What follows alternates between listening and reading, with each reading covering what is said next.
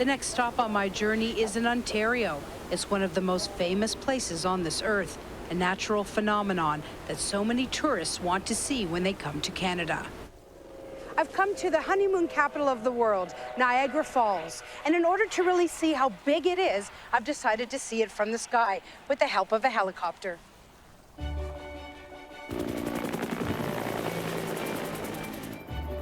On this trip, Anna Pierce and pilot Renee Hussey are my guides. For 30 years, their company has been showing the falls to guests from the sky. So we're located very close to the whirlpool area of Niagara Falls. So this is kind of a really spectacular place to be. How big are the falls?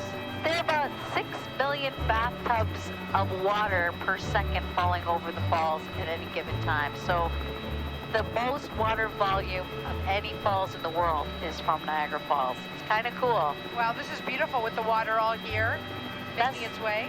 Those are Class 6 rapids. They look a lot smaller from the air, but they're huge, non-negotiable, so you couldn't even whitewater raft through those rapids. Really? Wow. Just amazing. Ooh, gives me the goosebumps, actually. Oh, my goodness. Love this view of the falls. Wow, this is so different than being on the ground.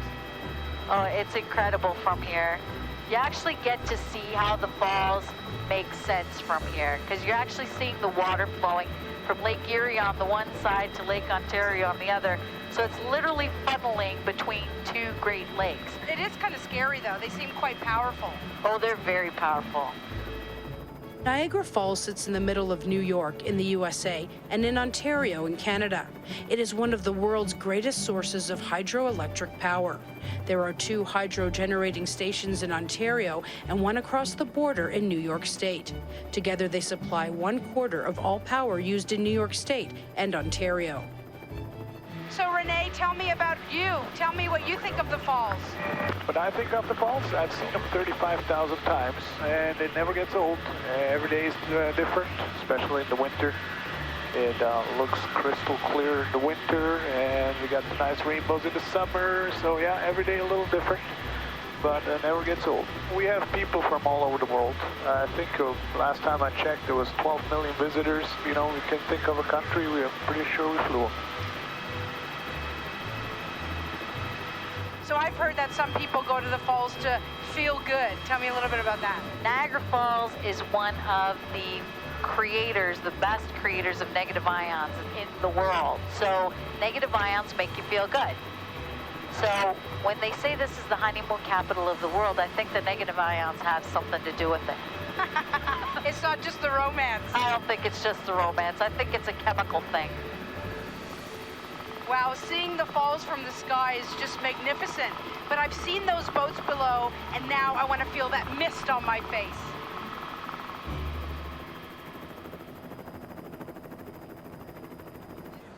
The summer is the busiest time here in Niagara Falls when most of the visitors come see it. The top countries that are visiting are tourists from across Canada, the United States, and the United Kingdom. I wanted to get as close as I could to Niagara Falls, and the best way to do that is in a catamaran, which takes you 80 feet or 25 meters from the falls. My guide on this boat is Maury DiMaurizio. It's his job to make sure everything runs smoothly in this wild environment. This is the most iconic boat tour experience you're ever going to see. Honeymoon capital of the world, Niagara Falls, Canada has been bestowed that title for many, many years. A lot of people come here. It's so graceful, it's so peaceful, it's so friendly. I mean, we're Canadian, right? So it's a really great place to visit. We're about to embark on something not too many people get to experience in their lifetime. You get to get up close and personal with the falls. I see a rainbow over here. Why are there so many rainbows? Absolutely. The water comes over the falls with such force that it creates this fine mist. And you're going to see 1, 2, sometimes 3 rainbows stacked. It's great for selfies. It's great for pictures. You'll see that. I mean, it's a postcard picture. I'm definitely getting excited as we move closer to the falls. The intensity of the spray surprises me. Did you feel the negative ions? Yes, I'm feeling very happy, Maury. Absolutely. Can't believe that I'm this close to Niagara Falls. And it's very, very wet.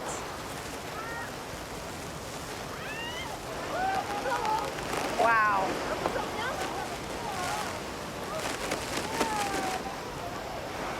It's amazing, really crazy.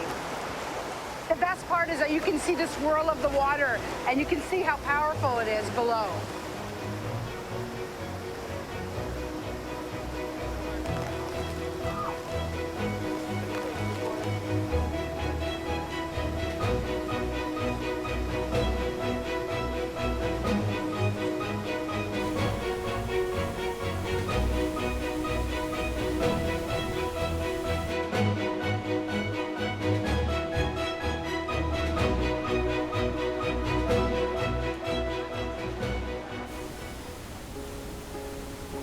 About 25 kilometers from Niagara Falls is Niagara-on-the-Lake.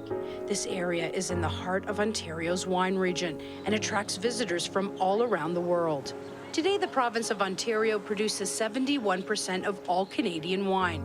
There are over 180 wineries in the province, and the Niagara region is home to 60% of them. This unique, cool climate is famous for its ice wines, which makes up half of its wine exports. I've come to Peller Estates Winery. It's one of several in the region that tourists can visit to learn about how wine is made and taste what they have to offer. With the Niagara region being known for its wine, there's one great way to sample it, and that's with cheese. Tell me how it's done, Chef Parsons. Well, this is a whole experience about wine and cheese. And I'm going to show you what we got here is a beautiful meteorite cheese, which has got a blue vein through it. It's got a little ash rind. But what our guests do is they actually take a little bit of ice wine and they macerate that cheese. So we'll just pour a little bit over top. But then, of course, we're going to need to drink some as well. So I'm going to pour you a little tasting here. But we're not going to taste this right away because we need that to actually infuse. So while that's infusing, then we go on to our next cheese, which is more of a creamy, it's called Saint Honoré, which is like a creamy brie style cheese. This is neat though because we actually take our blowtorch here, and of course the guests love this because they get to get interacted, but they get to brulee the cheese. Ooh, can I do it? Yeah, get in here. Okay, so what do I do? Pull that down. Pull that? Pull the little thing at the bottom down. You have to use 2 hands. Okay. And pull the trigger. There you go. And then you can just hold the trigger. You don't have to work with that. Look at it. And what's that doing? It's changing the cheese. It's giving it more of a nutty flavor, those caramelized. It's almost like it's been on the barbecue, you know? How are you going to barbecue cheese, right? Wow, how much do I do here? I think you're good. Look at that. I'm good? Can I stop? Yeah, you're good. Okay. Yeah. But I mean, smell that now. Isn't that amazing? It's like, you know, you've got that nuttiness coming through. It's like a caramel flavors, right? But we're not going to eat that yet either. Okay. Right? But we are going to pair that with a beautiful Sauvignon Blanc because, again, it's got those crisp aromatic notes that are actually going to work great with those toasted in the actual cheese. So I'm going to pour you a little bit of that to taste. This is where the suspense builds because you're looking at wine and thinking, when do I get to drink this? And now we have a Laurier cheese. It's got a real kind of almost a stinky cheese, you know? So what are we going to do? We're actually going to put it under the dome here. And I'm going to get you to pick up that blowtorch again. Okay. I've put some little actual vines that we've dried, wood chipped them down. Just stick the blowtorch right in there. So you pull that thing down. It's a little noisy guy. Can you get it? And pull the trigger. There you go. Ooh. And watch in here. Look at that. It's actually adding smoke to the cheese. Totally changing the flavor profile again.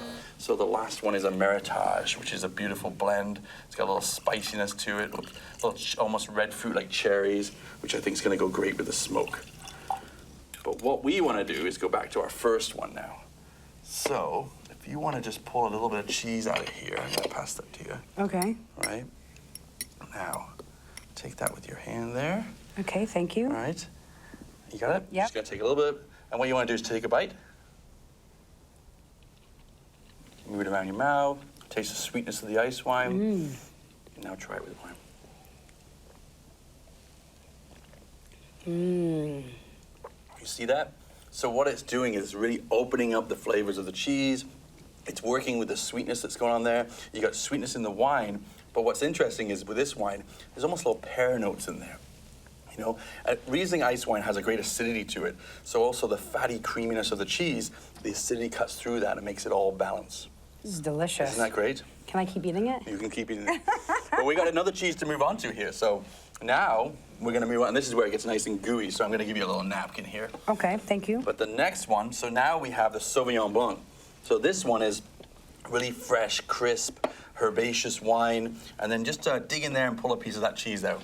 Okay, and it's very soft and gooey. Yeah, this is like almost like a brie. Okay. It's been bruleed, melted. So just try a little bit of this. It smells really good. and then your second wine.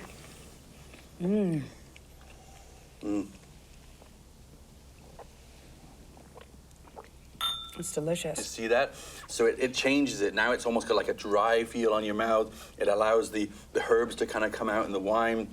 And I find that when you eat the cheese on its own, it's got a char to it, but it's almost a little bit burnt. But once you put it with the actual wine, they start to soften everything and kind of bring it all together. I really believe that food and wine truly need each other. Drinking this wine, it's great. Eating that cheese, great. But putting them two together, whole new experience. So then we want to finish up. Now, lean right in here. Ready? Get at this. Let's look at that. Ooh, it's like a science experiment. That is brilliant. Smoke. We have smoked cheese that we've done in, what, a minute and a half? Wow. So this one, we've got a Meritage, which is a beautiful blend. And what we've got in there is like little cherry notes, a little more black pepper. If you really dig deep, you find almost a little bit of vanilla in the back.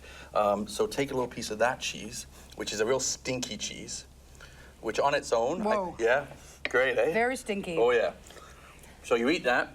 A little overpowering, a little kind of, you know, almost crazy flavor going on in your mouth. Try it with the wine.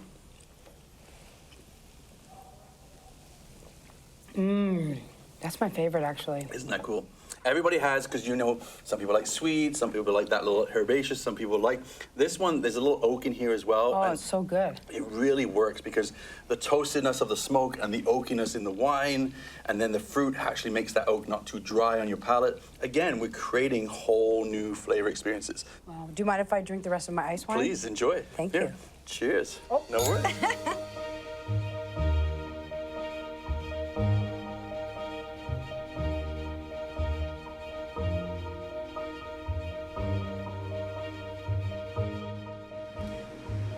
One of the coolest things about the Niagara region is the ice wine, which is produced here.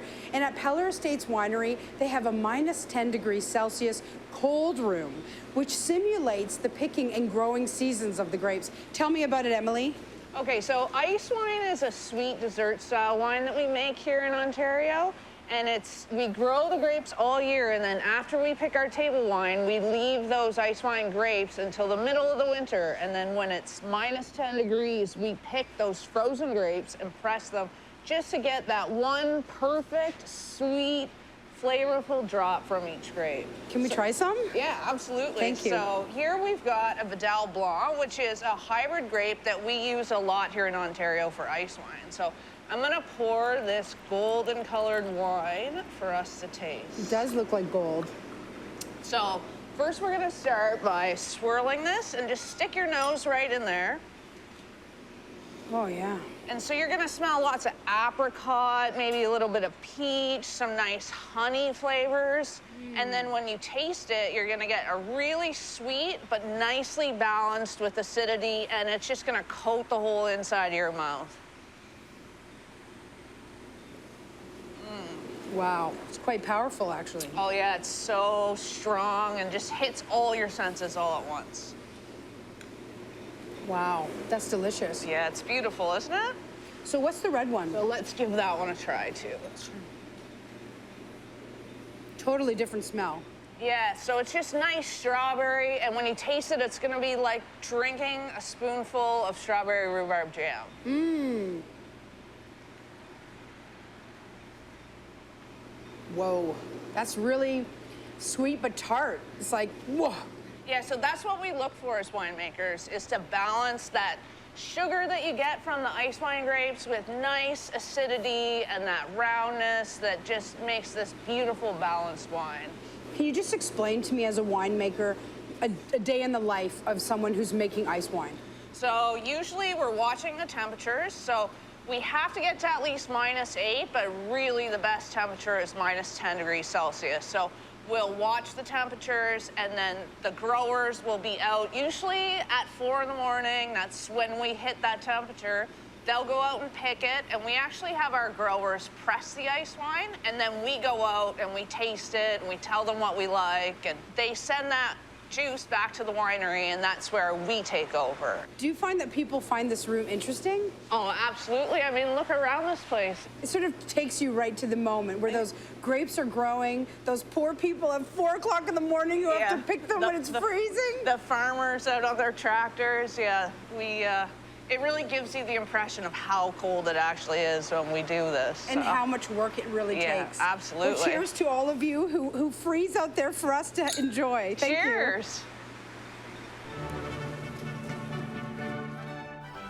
I'm not sure if it's the negative ions generated by the Niagara Falls or the ice wine I've drank, but I feel great and I've had a wonderful time in Niagara. Ooh, I like those little ones.